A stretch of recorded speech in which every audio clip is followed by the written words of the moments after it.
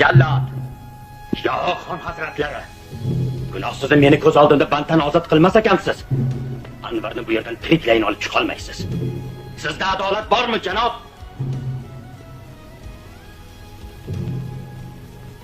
Xudoychi, labbay, Sulton Alini keltir.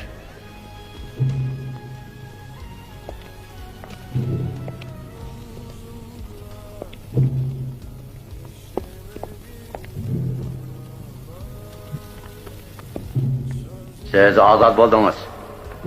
Devonga chiqib ishingizga qarang. Sulton aka,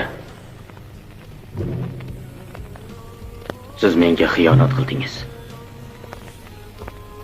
Siz meni qutqaryapti deb o'ylamang. Men vijdonimni qutqaryapman.